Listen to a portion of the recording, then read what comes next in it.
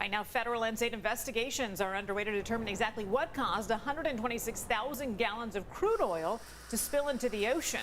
Amplify Energy, that's the company that operates the pipeline, said one possibility is that a ship's anchor may have struck an oil pipeline on the ocean floor. Yeah, meanwhile, rescue efforts continue for the fish and wildlife devastated by this spill.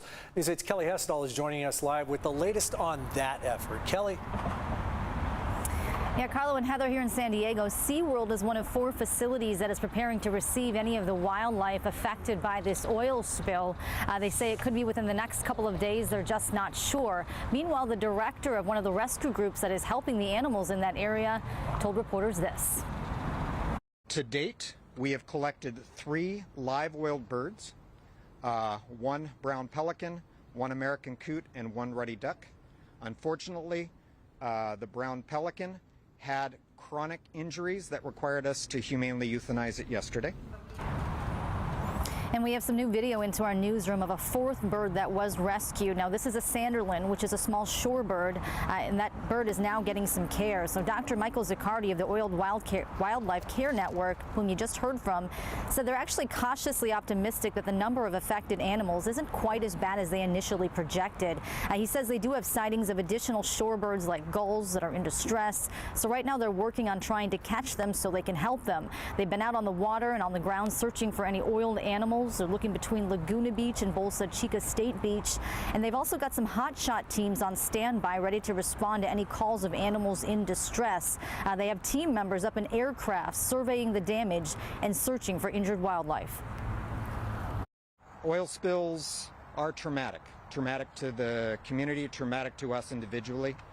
They are accidents, right? Nobody wants spills to occur. The operators, the public, the wildlife professionals. So obviously the best spill is one that no animals are affected at all.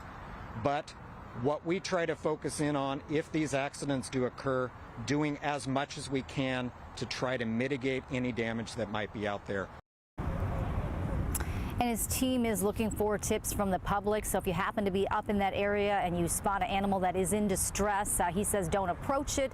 Call the professionals. We do have a hotline set up, or a link to a hotline number on our website at cbs8.com. Heather and Carlo. And Kelly, as far as these birds are concerned, what kind of treatment will they undergo in order to get the oil off of them?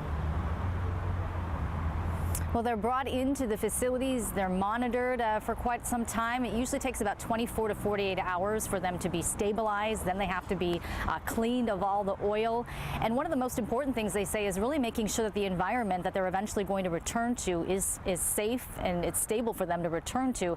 So we're talking anywhere from 10 to 14 days that these birds could be kept into captivity before they're released back into the wild. Kelly Hessedal reporting on rescue efforts from wildlife impacted by an oil spill to our north. Thanks, Kelly.